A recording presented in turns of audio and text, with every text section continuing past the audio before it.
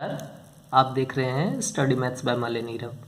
अगर आप इस चैनल को सब्सक्राइब नहीं किए हैं तो आप सब्सक्राइब कर लीजिए और घंटी के बटन को दबाना मत भूलिएगा। घंटी के बटन दबाने के टाइम में आपको 3 ऑप्शंस आएंगे, आप ऑल पे क्लिक कर दीजिएगा, जिससे कि हम जब भी नए तरीके का वीडियो आपके पास में लेके आएँ तो आपको एटलीस्ट आपका मोबाइल नोटिफाई कर दे कि एक वीडियो स्टडी मैथ्स बाय माले नीरव ने प्रेजेंट किया है, आप उसको देख सकें।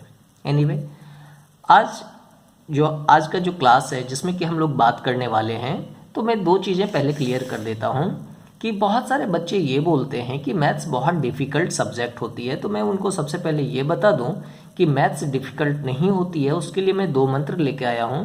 2 टैबलेट ऐसे हैं जिसको खाने के बाद मैथ्स जो है वो बहुत ईजी लगने लगती है। मैथ्स साइंस जो भी हो, बहुत ही मज़ेदार चीज़ें, मैं बार बार कहता हूँ। आप इसको खाने के बाद आपको ये लगेगा कि आप मैथ्स को चैलेंज कर सकते हो। और वो जो 2 टैबलेट है उसका नाम मैं बताऊंगा इस वीडियो के लास्ट में, आप बने रहें। और सच में बहुत ही मस्त टैबलेट है जिसको खाने के बाद आप बहुत ही बेहतर तरीके से मैथ्स बना सकते हैं। आपको आश्चर्य लगेगा कि ये टैबलेट अगर ऐसी है तो फिर लोगों को पता क्यों नहीं है, क्योंकि सारे लोगों को ये जानकारी नहीं हो पाती है, क्योंकि सारे लोग हमारे कांटेक्ट में, जस्ट जो के पार्ट सारे लोग मेरे कांटेक्ट में नहीं है, मैं ये कहना चाह रहा हूँ।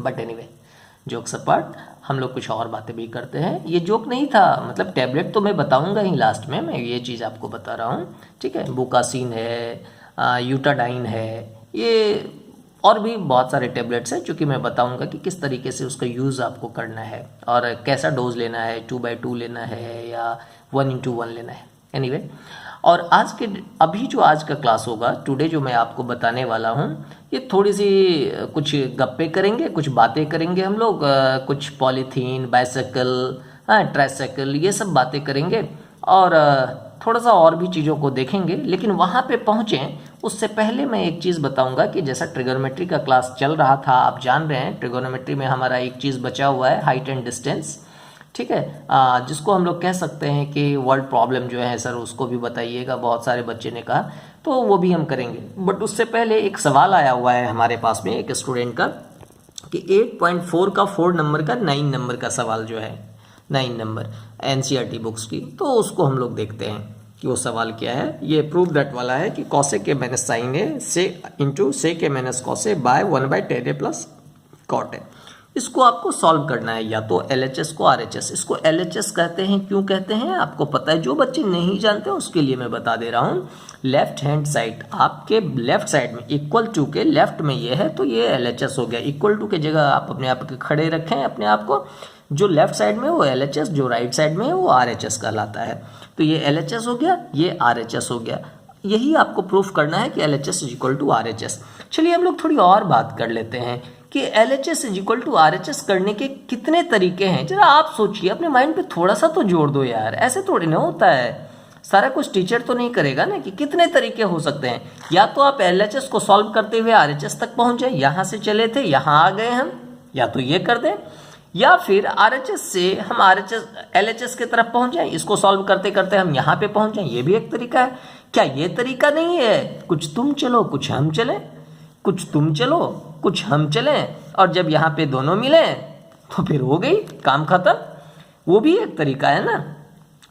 एक तो 3 तरीका मैंने बताया कि एक साइड से चल के दूसरे साइड तक पहुंच जाए, ठीक है। कहाँ से चले थे कहाँ आ गए हम, एक तो ये गाना आप गा लीजिए, ठीक है, आइदर दिस वे और दिस वे।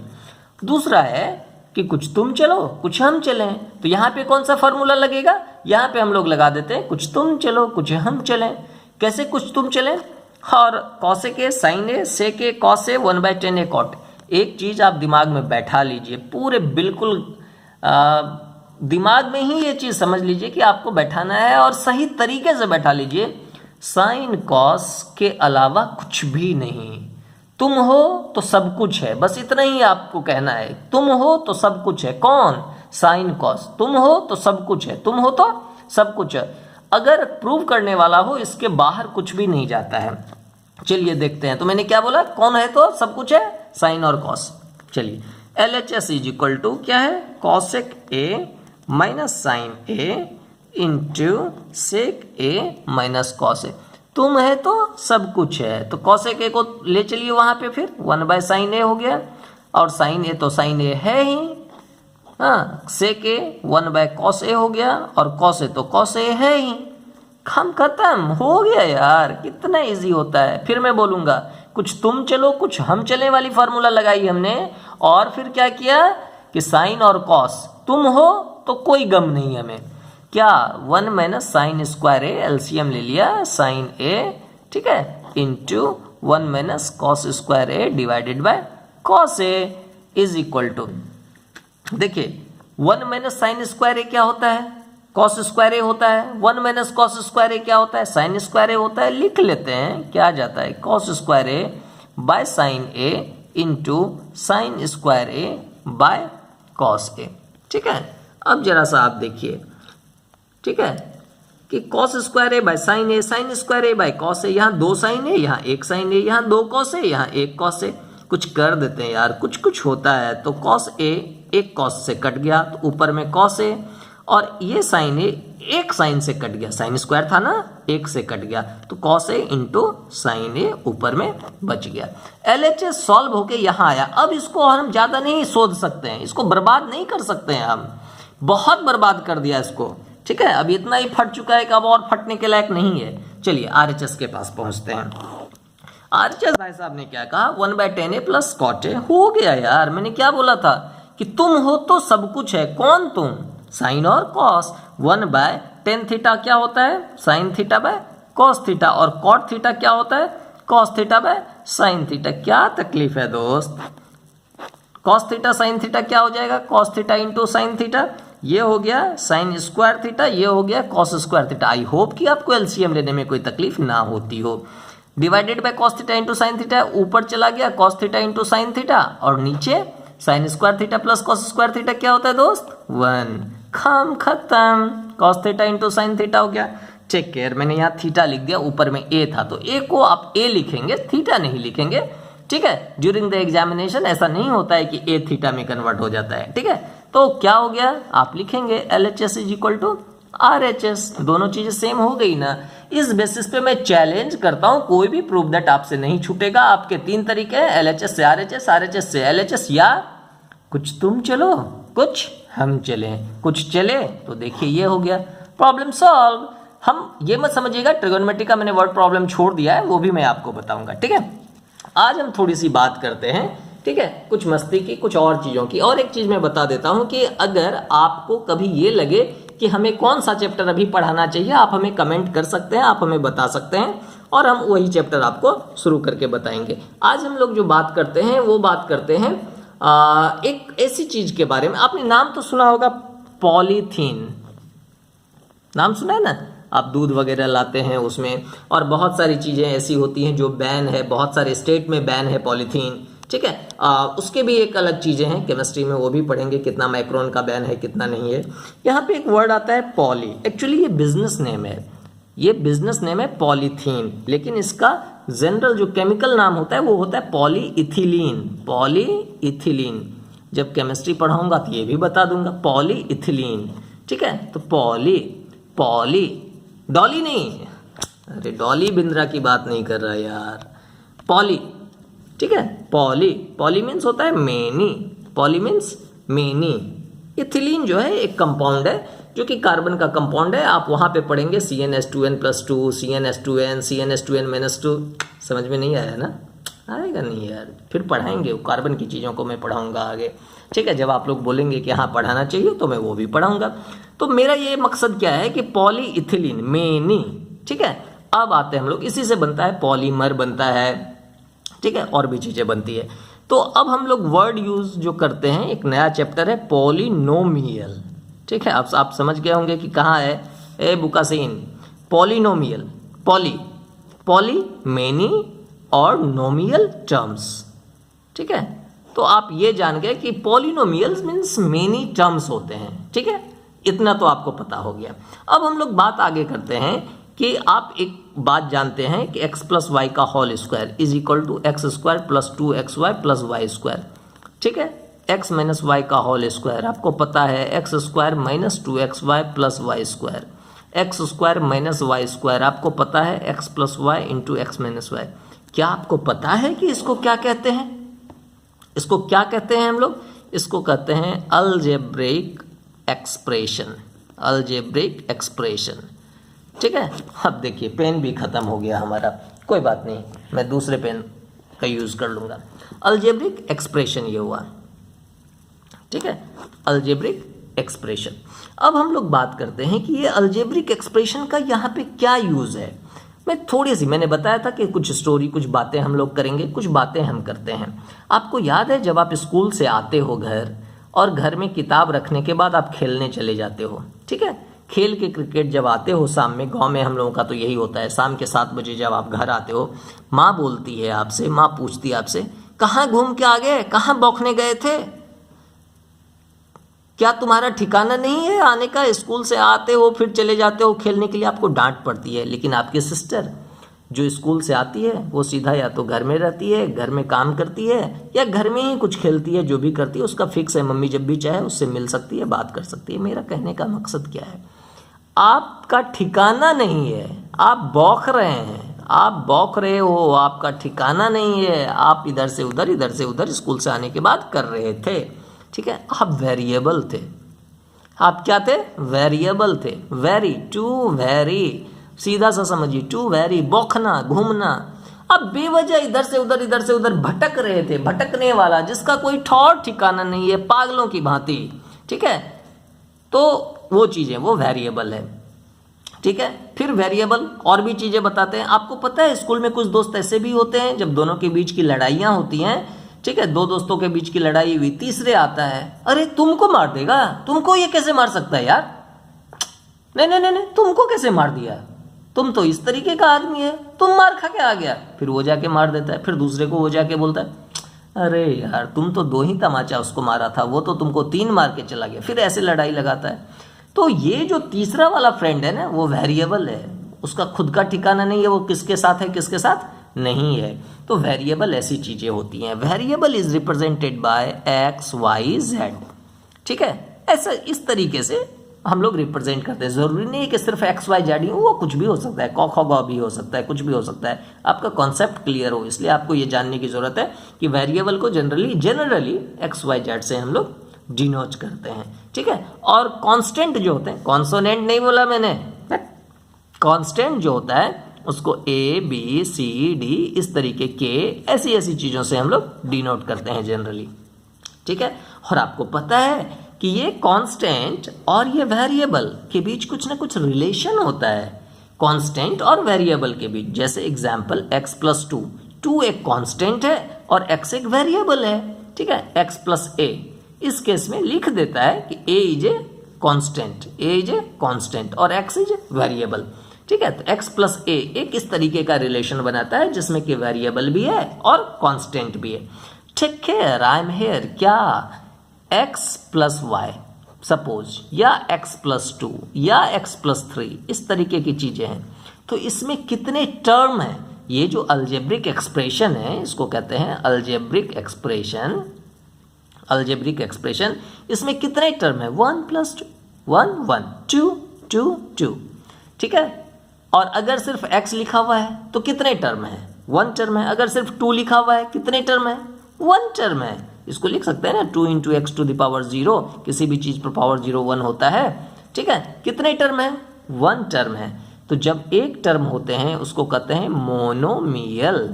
1 टर्म, बस एक टर्म हो उसमें तो उसको मोनोमियल कहते हैं। यानी मोनो मीन्स क्या होता है? एक। मोनो मीन्स एक, मोनो मीन्स सोलो, एक टर्म होता है, ठीक है। और एक होता है बाइनोमियल। Bye means 2। बाइसाइकिल आपने पढ़ा है ना, बाइसाइकिल 2 चक्के वाली, ट्राइसाइकिल। बाइनोमियल 2 टर्म होते हैं। ट्राइनोमियल 3 टर्म होते हैं। तो बाइनोमियल हो गया x प्लस वाई, बाइनोमियल हो गया, ठीक है। मोनोमियल x हो गया, और trinomial x plus y plus z हो सकता है, 2x square plus 3x plus 2 हो सकता है ट्राइनोमियल, ठीक है। 3 पद हैं, मैं टर्म की बात करता हूं, ठीक है। एक स्टूडेंट्स ने बोला था कि पॉलिनोमियल पढ़ाइए, मैं पॉलिनोमियल इसीलिए पढ़ा रहा हूं। और पॉलिनोमियल जब आप पढ़ेंगे तो आप देखेंगे कि आगे बहुत सारे स्कोप है। इस तरीके से आप बेसिक अपना क्लियर कर लीजिए, कॉन्सेप्ट क्लियर कर लीजिए कि उसको आप खुद डेवलप कर सकें बहुत बेहतर तरीके से। 2x² + 3x + 2, ठीक है। तो ट्राइनोमियल, ये हो गया ट्राइनोमियल। टेक केयर, यहां मैं सिर्फ नंबर ऑफ टर्म्स की बात कर रहा हूं। मोनोमियल, बाइनोमियल, ट्राइनोमियल, क्वाड्रोनोमियल जो भी है, हम उसके टर्म्स की सिर्फ बात कर रहे हैं, ठीक है। तो ये एक चीज हो गया जो कि हम लोगों को जानना चाहिए, रिलेशन बिटवीन कांस्टेंट एंड, ठीक है, वेरिएबल। वो जो हो जाता है ABC के x² + 2x, उस तरीके से हम लोग एक्सप्रेशन को करते हैं। एग्जाम्पल के तौर पे अगर हम लेते हैं कि x² + 3, ठीक है, तो यहां पे ये एक अलजेब्रिक एक्सप्रेशन है और आप कहते हैं कि is a polynomial in variable x। ये x वेरिएबल में पॉलिनोमियल है, ठीक है। इसका वेरिएबल क्या है? x है। ये x वेरिएबल में पॉलिनोमियल है। इस चीजों को आपके जानने की जरूरत है, ठीक है। अब देखिए कि एक पॉलिनोमियल में लिखता हूं x³ + 4x² + 7x - 2, ठीक है। एक पॉलिनोमियल मैंने लिखा। सबसे पहले ये देखिए इसमें टर्म्स कितने हैं, 1 2 3 4, ठीक है। ये पूरा का पूरा एक टर्म है, ठीक है। तो 4 टर्म्स हैं इसमें, ये जानने की जरूरत है। अब x³ का कोएफिशिएंट क्या है? कोएफिशिएंट, ठीक है। कैसे जानेंगे? किसका पूछ रहा है? x³ का। तो x³ के साथ क्या मल्टीप्लाई है? -1 है। Coefficient of x³ = -1। x² का क्या है? +4। x का क्या है? +7। और ये किसका कोएफिशिएंट है? Very very important, VVI। ये किसका कोएफिशिएंट है? ये x⁻0 का कोएफिशिएंट है। कितना? -2। x⁻0 का है और -2, और इसको ही कहते हैं हम लोग, ये कांस्टेंट भी है, ये कांस्टेंट भी है, ठीक है। अब देखिए आपसे सवाल पूछा जा सकता है कि क्या x + 1/x पॉलिनोमियल है? √x + 3 क्या पॉलिनोमियल है? इस तरीके का आपसे सवाल पूछा जा सकता है, ठीक है। x + 1/x अलजेब्रिक एक्सप्रेशन है, अलजेब्रिक एक्सप्रेशन है। ये भी अलजेब्रिक एक्सप्रेशन है, अलजेब्रिक एक्सप्रेशन है, ठीक है। लेकिन क्या ये पॉलिनोमियल है? अब आपको समझने की जरूरत है यहाँ पे। इसका मतलब क्या हुआ? x + x⁻⁻1, ठीक है। इसका मतलब क्या हुआ? x⁻½ + 3, ये +3 बाहर है, ठीक है। तो आप सोचिए कि क्या ये पॉलिनोमियल है? इस चीज को अगर जानना है तो एक बिल्कुल रामबाण आपके दिमाग में हो जानी चाहिए कि एक्सपोनेंट, देखिए मैं क्या लिख रहा हूं, exponent of variable always be whole number. Always क्या होना चाहिए? होल नंबर होना चाहिए। Check care, I am here, बस हो गया, वहीं पे फंसना है आपको। होल नंबर होना चाहिए। एक्सपोनेंट क्या होना चाहिए? Whole number. पॉलिनोमियल कब कहेंगे? जब एक्सपोनेंट क्या हो? Whole number. आपको एक्सपोनेंट इस तरीके का दे देगा कि x⁻3/2 + 4 पॉलिनोमियल है या नहीं है? ये अलजेब्रिक एक्सप्रेशन है, AE है, बट पॉलिनोमियल नहीं है। पॉलिनोमियल ये नहीं है। ये तो सीधा सीधा बात आप समझ गए होंगे। x⁻³ + 8 पॉलिनोमियल नहीं है, अलजेब्रिक एक्सप्रेशन है। क्योंकि अलजेब्रिक एक्सप्रेशन होने के लिए क्या है? वेरिएबल और कांस्टेंट का बस रिलेशन होना चाहिए। क्लियर? ये चीज तो आपको क्लियर हो गई होगी। मोनोमियल आपने जान गया, ठीक है। अब एक चीज देखिए कि कैसे हम लोग लिखते हैं, ठीक है। सपोज एक पॉलिनोमियल को अगर एक टर्म है तो हम लिखे कि px, ठीक है, = 3x²। सपोज मैंने ये लिखा, तो px = 3x², यानी कि पॉलिनोमियल इन x, ठीक है। इसको पढ़ते हैं polynomial in x, polynomial in x। ये हो गया पॉलिनोमियल इन x = 3x², ठीक है। तो इस तरीके से हम लोग कहते हैं कि ये, और अगर 2 टर्म होते हैं बाइनोमियल हो जाते हैं, वो सब में कोई दिक्कत नहीं है। एक चीज देखिए आप कि आपको लिखा कि polynomial in x is equal to x to the power 7, एक कोफिशिएंट भी डाल दिया 3x to the power 7 minus 4x6 plus x plus 9। Terms कितने हैं? 1 2 3 4, ठीक है, 4 टर्म्स हैं। पहली बात तो ये हो गई। दूसरी बात, x7 का कोफिशिएंट 3 है, x6 का कोफिशिएंट -4 है और x का कोफिशिएंट +1 है और 9 क्या है? कांस्टेंट टर्म है। ये भी आप जान गए होंगे। अब इसमें सबसे हाईएस्ट पावर क्या है वेरिएबल का? The highest power of variable. Variable कौन है? बौखने वाला कौन है? क्या बताया था? XYZ से डिनोट करते हैं। तो यहाँ पे x है, x के टर्म में, क्योंकि px भी लिखा है, इससे भी आप समझ सकते हैं कि polynomial in x। Highest power of variable क्या है? तो इसके लिए आप ये जानिए कि वेरिएबल का पावर क्या है। यहाँ कुछ नहीं है तो x पर पावर 0 मान सकते हैं, ठीक है। यहाँ x पर पावर 1 है, यहाँ x पर पावर 6 है, यहाँ x पर पावर 7 है। तो हाईएस्ट पावर ऑफ वेरिएबल क्या है? 7 है। हाईएस्ट पावर ऑफ वेरिएबल क्या है? 7 है। इस चीज को आपको जानने की जरूरत है। और highest power of variable is known as degree of polynomial. Degree of polynomial, degree of polynomial, ठीक है, डिग्री ऑफ पॉलिनोमियल। ये चीज समझने की बात है। Degree of polynomial, highest power of variable, highest power of variable, highest power of variable, degree of polynomial, ठीक है। अब एक देखिए, एक px इज इक्वल टू आपको बोला ax प्लस b। सबसे पहले टर्म्स कितने हैं भाई? बार बार ये चीज मैं बोल रहा हूं, टर्म्स कितने हैं? टर्म्स 2 हैं सर। इसमें 2 टर्म है, एक ax है और एक b है। अगर कोफिशिएंट पूछा x का तो a है, कांस्टेंट पूछा b है, कॉन्सोनेंट नहीं, कांस्टेंट b है, ठीक है। टर्म्स 2 हैं। और अगर डिग्री पूछा आपसे तो मैंने क्या बोला? डिग्री क्या होता है? डिग्री होता है कि वेरिएबल का हाईएस्ट पावर क्या है। वेरिएबल का हाईएस्ट पावर, वेरिएबल कौन है? x। सबसे पहले तो ये पहचानिए, मैं इधर हूं, तुम किधर है? तो इधर x बोला, मैं इधर हूं, तो x का पावर क्या है? डिग्री 1, ठीक है। डिग्री 1 अगर रहे, इफ डिग्री 1, ठीक है, तो पॉलिनोमियल कहलाता है लीनियर पॉलिनोमियल, ठीक है। अगर डिग्री 1 है तो लीनियर पॉलिनोमियल। अब देखिए एक बात करते हैं हम लोग, ax² plus bx plus c। Terms कितने हैं? बोलो 3, 1 2 3, ठीक है। टर्म्स कितने हैं? तो 3। वेरिएबल कौन है? तो x। कांस्टेंट कौन है? 3 c। x का पावर क्या है? वेरिएबल का पावर क्या है? तो x पर पावर यहाँ 1 है, यहाँ 2 है, तो क्या हो जाएंगे? डिग्री हो जाएंगे 2। और अगर डिग्री 2 होता है, if degree of a polynomial, ये सब आप समझ लीजिए, इतना मैं नहीं लिखूंगा। पॉलिनोमियल 2 तो उसको कहते हैं क्वाड्रेटिक पॉलिनोमियल। ये क्वाड्रेटिक हो गया। थोड़ा सा और आगे बढ़ते हैं, ax³ plus bx² plus cx plus d, ये भी px है। अब आप समझ गए होंगे क्या 4 है? टर्म्स 4 हैं, टर्म्स कितने हैं? 4 हैं। और डिग्री क्या है? सिंपल, डिग्री 3 है। तो आप ये भी जान गए कि अगर डिग्री 3 रहता है तो हम लोग उसको क्या कहेंगे? क्यूबिक पॉलिनोमियल कहेंगे, ठीक है। अब समझने की एक और चीज देखिए, कंसेप्ट हम लोग अभी पॉलिनोमियल पे सिर्फ कंसेप्ट के बारे में बात कर रहे हैं, पॉलिनोमियल क्या है, कैसे है।